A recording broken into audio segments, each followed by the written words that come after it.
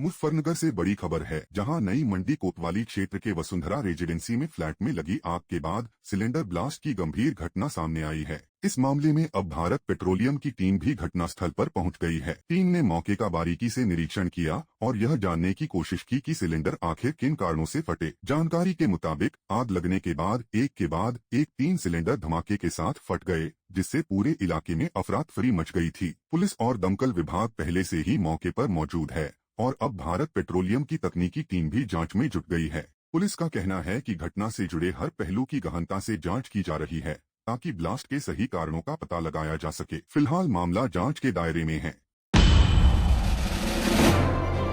जनपद से एक बेहद संवेदनशील मामला सामने आया है, जहां एक युवक की आत्महत्या के पीछे पत्नी और उसके मायके पक्ष पर गंभीर आरोप लगाए गए हैं। परिजनों का कहना है कि लगातार मानसिक प्रताड़ना, अपमान और आत्महत्या के लिए उकसाने से आहत होकर युवक ने फांसी लगाकर जान दे दी। मृतक जावेद ने लगभग 8-9 वर्ष पूर्व प्रेम विवाह किया था। आरोप है कि दाम्पत्य विवाद के बाद पत्नी के मायके पक्ष द्वारा बार बार घर आकर गाली गलौज और दबाव बनाया गया। परिजनों का दावा है कि घटना वाले दिन भी युवक को अपमानित किया गया, जिसके कुछ घंटों बाद उसने आत्महत्या कर ली। शिकायत और पोस्टमार्टम के बावजूद अब तक कोई मुकदमा दर्ज न होने से परिवार आहत है।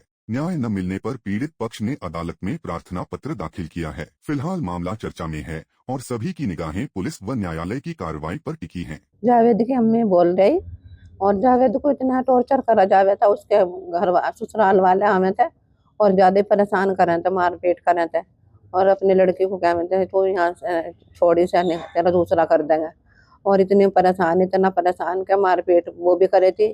साथ में हलवे बेर में अपनी आंखों से धक्कू थी, जो मैं बीच में बढ़ू थी तो मुझे भी धक्के दे देंगे। और मेरा बच्चा जिस टाइम वो हुआ मैं है नहीं थी घर पे, जो हादसा हुआ उसका गला घोट लगा या क्या हुआ मुझे यहाँ पता नहीं है। अब बहुत ज़्यादा परेशान किया जावे था उसे और बहुत गलत आवारा थी। बहुत ज़्यादा रात को फ़ोन कर रहे थे, जो मेरा लड़का उससे कह रहा था कि किसका पास फ़ोन कर दी, तो उसे गाली दे के बोल रही थी बहुत ज़्यादा गंदे गंदे, तेरी माँ की नु कर दूंगी, तुझे नु कर दूंगी। पुलिस को धमकी दे, पुलिस को फ़ोन करे थे और पकड़वा देती। सर आज जो है हम एसपी साहब के यहाँ एक एप्लीकेशन दे के आए हैं। हमारा छोटा भाई मृतक जावेद और ये मेरे वालिद साहब हैं मोहम्मद राशिद। हमारे घर में मोहम्मद जावेद की शादी 8-9 साल पहले हुई थी। ये लव मैरिज हुई थी इनकी। वो लड़की भाग कर आ गई थी, छोटे भाई को लेकर चली गई थी, तो इनकी हमने शादी करा दी थी। 8-9 दिन बाद ये हमें ढूंढ कर लाए थे। हम इनको महजबी के साथ हमने शादी करा दी थी। इनका 1.5-2 साल सही चला। इनका 1.5-2 साल बाद इनमें लड़ाई झगड़े रहने लगे। लड़की का फ़ोन पे गैर लोगों से ताल्लुक़ था, तो छोटा भाई हमारा उस चीज़ से रोक टोक करता था कि किसके साथ ये ताल्लुक़, किससे बात कर रही है आजकल फ़ोन पे जो चल रहा है। इस कारण इनमें बहुत गरे क्लेश रहने लगी। अभी 22 जुलाई को हम लोग पूरा परिवार नैनीताल घूमने के लिए गए हुए थे। घर में दोनों हस्बैंड वाइफ अकेले थे। हमें पता लगा 22 जुलाई को मोहल्ले वालों ने सूचना दी कि तुम्हारे छोटा भाई एक्सपायर हो गया। घर पर आकर हमने जब देखा तो पता लगा कि ये तो पोस्टमार्टम की रिपोर्ट में आगे पता लगा कि ये गला घोटने से इसकी हत्या हुई है। 22 जुलाई को उसका एक्सपायर हुआ है। 22 जुलाई को उसका मर्डर हुआ है। हमारे मोहल्ले के पड़ोस में जो उसे उठाकर लेके गए हॉस्पिटल, नईम और गुलबहार, उन्होंने हमें सूचना दी कि तुम्हारे भाई को ऐसे एक्सपायर हो चुका, उसमें सांसें नहीं है, हम हॉस्पिटल ले गए। हमने FIR कोतवाली में भी दी है, SP साहब को भी दी है, तो अभी FIR तो दर्ज नहीं हुई है। एप्लीकेशन मुजफ्फरनगर की सड़कों पर इन दिनों सब्जी चोरों का आतंक देखने को मिल रहा है। ताजा मामला खतौली थाना क्षेत्र से सामने आया है, जहां कार सवार चोर सड़क किनारे लगी सब्जी की दुकानों से खुलेआम सब्जी की कैरेट उठा ले गए। पूरी वारदात दुकान के बाहर लगे CCTV कैमरे में कैद हो गई, जिसका वीडियो अब सोशल मीडिया पर वायरल हो रहा है। वायरल फुटेज में साफ देखा जा सकता है कि किस तरह चोर बेखौफ होकर दुकान से सब्जी की कैरेट उठाकर अपनी कार में रख लेते हैं और मौके से फरार हो जाते हैं। पीड़ित दुकानदार का कहना है कि इससे पहले भी कार सवार चोर कई बार इस तरह की चोरी को अंजाम दे चुके हैं, लेकिन अब तक कोई ठोस कार्रवाई नहीं हो पाई। पीड़ित ने अज्ञात चोरों के खिलाफ खतौली थाने में शिकायत दर्ज कराते हुए जल्द कार्रवाई की मांग की है। पुलिस अब CCTV फुटेज के आधार पर चोरों की तलाश में जुटी है। मामला ये हुआ है, रात को हम अपनी दुकान बंद करके जाते हैं। दुकान पक्की है नहीं हमारी, ऐसे ढक के जाते हैं रस्सी बांधकर। और पहले भी 2-3 बार चोरी हो चुकी है, ये तीसरी बार चोरी हुई है मेरी दुकान में। किस चीज की दुकान है? सब्जी की दुकान है हमारी। चोरी क्या करके ले गए? चोरी सब्जी करके ले गए। चोरी 2 करेट में सब्जी थी मेरी, उसे पन्नी को हटाई और करेट भर के ले गए गाड़ी में। किस तरह ले गए?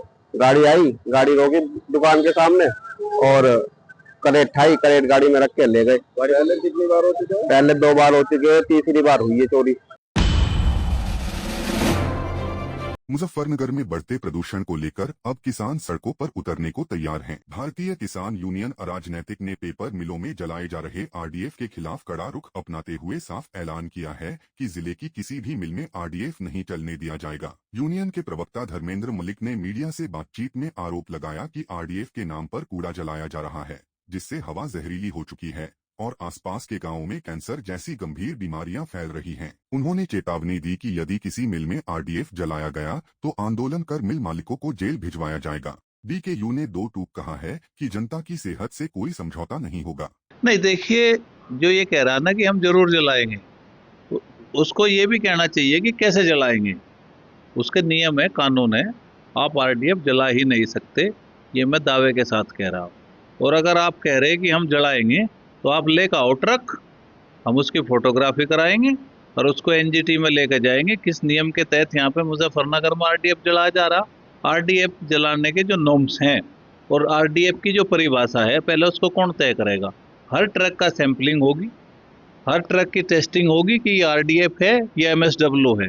और इसको कौन तय करेगा? इंडिपेंडेंट एजेंसी या आईआईटी रुड़की। बिना सैंपलिंग के, बिना बेंच के। और उस नगर पालिका को सर्टिफिकेट देना होगा जिसने वो नगर पालिका से भरकारा कि ये आरडीएफ है। और अगर सैंपलिंग में वो आरडीएफ नहीं पाया जाता तो फैक्ट्री भी सीज होगी और नगर पालिका, जो नगर आयुक्त होगा उस नगर पालिका का, उसके खिलाफ भी कार्रवाई होगी। ये जो आरडीएफ के नाम पे जो एक व्यवसाय बना दिया गया गीले कचरे का, इसमें एमएसडब्ल्यू में ई वेस्ट है, इसमें औद्योगिक वेस्ट है। आप समझिए आरडीएफ क्या होता है। आरडीएफ का मतलब है घर का कूड़ा। घर के कूड़े का मतलब जैसे पन्नी वन्नी होती है, इनको प्रॉपर धो के, सुखा के, कटिंग करके और पैकेट में पैक करके, पेटियों में बंद करके इसका परिवहन होगा। उसके तैयार करने से लेके परिवहन और बॉयलर तक ले जाने के नियम है। हर एक नियम का पालन होगा। बिना नियम के पालन के, पंकज अग्रवाल कोई व्यक्तिगत मैं नहीं कहना चाहता, पूरी एसोसिएशन को कहना चाहता हूँ कि बिना नॉर्म्स के आप कुछ भी नहीं कर सकते। आपको पता है आप कितने किलोमीटर का आरडीएफ यूज कर सकते हैं? मुझे पता है। क्रिमिनल धाराओं में मुकदमे करा दूंगा। और मैं जल्द ही यहाँ के मुजफ्फरनगर के एसएसपी को इन्वायरमेंटल प्रोटेक्शन एक्ट 1986, जल प्रदूषण अधिनियम 1981 और वायु प्रदूषण अधिनियम 1974 के तहत कप्तान से मुजफ्फरनगर के मिलकर मांग करूंगा कि जिन 17 फैक्ट्रियों को नोटिस जारी हुए हैं उनके खिलाफ जो बीएनएस की धारा 277 है, इन्वायरमेंटल प्रोटेक्शन एक्ट है, वाटर पोल्यूशन एक्ट है, इसके तहत उनके खिलाफ मुकदमा दर्ज कराया जाए। अगर यहाँ का प्रशासन मुकदमा नहीं लिखेगा तो मैं इनके खिलाफ कोर्ट से मुकदमा लिखाऊंगा। इसकी तैयारी मैंने कर ली। मुजफ्फरनगर नगर क्षेत्र में लगातार चौराहों के नाम बदलने और नए चौक बनने के बीच अब वाल्मीकि समाज ने भी भगवान वाल्मीकि चौक की स्थापना की मांग तेज कर दी है। नगर पालिका प्रांगण में वाल्मीकि समाज के लोगों ने मीडिया से बातचीत करते हुए कहा कि जब चौधरी चरण सिंह चौक और अटल चौक का निर्माण कराया जा सकता है तो भगवान वाल्मीकि को भी सम्मान मिलना चाहिए। वाल्मीकि क्रांति दल के अध्यक्ष दीपक गंभीर ने बताया कि वर्ष 2023 में टाउन हॉल रोड पर भगवान वाल्मीकि चौक स्थापित किया गया था, लेकिन बाद में अवैध अतिक्रमण के नाम पर मूर्ति हटा दी गई। सफाई कर्मचारी संघ के अध्यक्ष नीरज बिड़ला ने कहा कि उन्हें उम्मीद है कि भाजपा के वरिष्ठ नेता और नगर पालिका अध्यक्ष इस मांग पर जल्द फैसला लेंगे। वहीं भाकियू नेता सोनू सरवट ने कहा कि नए साल में वाल्मीकि समाज को भगवान वाल्मीकि चौक का तोहफा मिलना चाहिए। देखिए, विडम्बना की बात है कि भारत का मूल निवासी वाल्मीकि समाज है और वाल्मीकि समाज एक ब्राह्मण समाज है। तो वाल्मीकि जाति से पहचाना जाता है क्योंकि भगवान वाल्मीकि ब्राह्मण थे और विडम्बना रही देश की कि ब्राह्मण को नकारा गया है। अगर भगवान वाल्मीकि जी न होते तो राम कहाँ से आते। सोचने वाली बात है। और सीधा से भाजपा की सरकार है, मैं इसका विरोध नहीं करूंगा, समर्थन करूंगा कि अटल चौक जो अभी बनाया मीनाक्षी चौक पे, भारत रत्न और हमारे अटल बिहारी पूर्व प्रधानमंत्री वाजपेयी जी का सम्मान जो 25 दिसंबर में किया गया, हम बहुत बधाई शासन प्रशासन को देते अटल चौक की स्थापना की। और कहीं ना कहीं अब हमें भी उम्मीद जगी है कि हिंदुत्व की सरकार है कि कहीं ना कहीं वाल्मीकि समाज को सम्मान देना काम करेगी, जैसे कि आपको विदित है। सबसे पहले तो मैं अपने शहर के समस्त आदरणीय सम्मानित नेताओं का आभार व्यक्त करता हूं, और हम हृदय से भाजपा भारतीय जनता पार्टी को वोट करते हैं। वाल्मीकि समाज हमेशा से ही, क्योंकि हम जब हमने वाल्मीकि शब्द हमसे जुड़ गया है तो हम अपने आप ही श्री राम के भक्त हो गए हैं, और हमारा हक भी बनता है सरकार से कहने का कि भाई एक वाल्मीकि चौक यहाँ भी होना, वाल्मीकि मूर्ति प्लस एक वाल्मीकि चौक जिसमें मूर्ति लग जाए, इस तरह का होना चाहिए। क्योंकि मेरठ में मैं देखने गया था तो मेरठ में वहाँ था, और रुड़की में भी घुसते जब मिलता तो हैं, और मुजफ्फरनगर तो उनसे ज़्यादा बेस्ट स्थिति में है। तो यहाँ पर एक वाल्मीकि चौक प्लस मूर्ति होनी चाहिए। वाल्मीकि समाज में हम गांव-गांव जा रहे हैं तो वाल्मीकि समाज यही कह रहा है भाई इसके लिए हम भाजपा को वोट करते हैं, और हमारी सबसे यह गुजारिश है, हमें कुछ नहीं चाहिए। हमें नए साल का गिफ्ट माननीय मंत्री जी कपिल देव अग्रवाल जी से और आदरणीय हमारी सम्मानित मीनाक्षी स्वरूप जी से, चेयरमैन पर्सन जी से, गौरव स्वरूप जी से, और माननीय आदरणीय संजीव बालियान जी से, जिनके मैं संपर्क में हूँ, और सभी भाजपा के नेताओं से मेरा आग्रह है हाथ जोड़ के कि एक वाल्मीकि चौक, वाल्मीकि मूर्ति कहीं भी हमें सही सी जगह दे दें।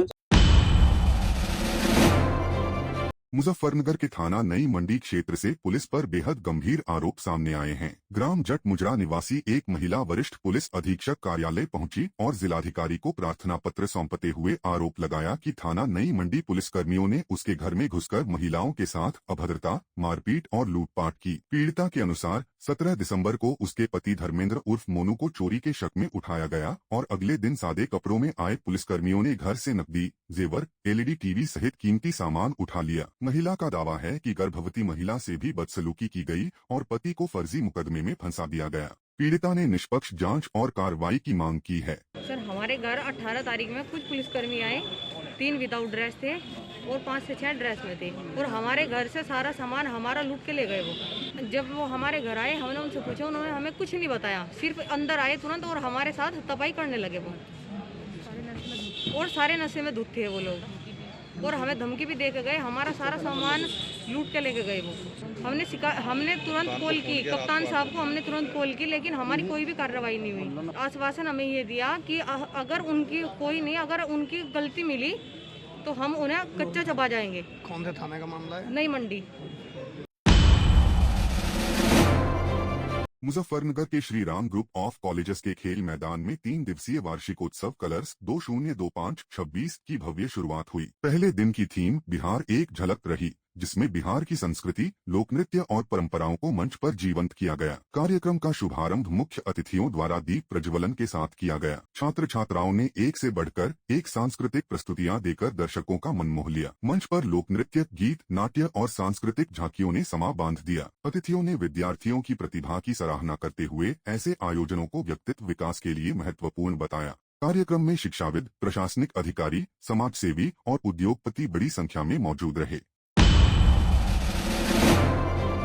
पश्चिम बंगाल की राजनीति में एक बड़ा और चौंकाने वाला मोड़ देखने को मिला है। मुख्यमंत्री ममता बनर्जी ने सिलीगुड़ी में महाकाल मंदिर बनाने का ऐलान कर सियासी हलकों में हलचल मचा दी है। कभी जय श्री राम के नारों से नाराज नजर आने वाली ममता बनर्जी अब खुद महाकाल की शरण में दिखाई दे रही हैं। राजनीतिक विश्लेषकों का मानना है कि यह बयान केवल आस्था से जुड़ा नहीं, बल्कि इसके पीछे 2026 के विधानसभा चुनाव की रणनीति भी छिपी हो सकती है। वहीं बीजेपी और उसके सहयोगी दलों ने ममता बनर्जी के इस ऐलान को सीधा राजनीतिक प्रपंच करार दिया है। बीजेपी नेताओं का कहना है कि विलुप्तीकरण की राजनीति करने वाली टीएमसी अब हिंदू वोट बैंक को साधने की कोशिश कर रही है। कुल मिलाकर महाकाल मंदिर के ऐलान ने बंगाल की राजनीति में धर्म और चुनावी समीकरणों को एक बार फिर केंद्र में ला दिया है। ये अभी क्या है, जब इलेक्शन नजदीक आता है तो ममता बनर्जी को सनातन और हिंदू धर्म से बहुत प्यार जग जाता है, और यही कारण है कि ममता बनर्जी दुर्गा पूजा में जाके चंदा देती हैं, मंदिर बनाने की बात करती हैं, और दूसरे तरफ हुमायूं कबीर को बोलते हैं कि बाबरी मस्जिद बनवा दो। तो ये सब इनका तुष्टीकरण का राजनीति है, और राजनीति का जो घोर प्रकाष्ठा है नीचे गिरने का, वो ममता बनर्जी कर रही हैं।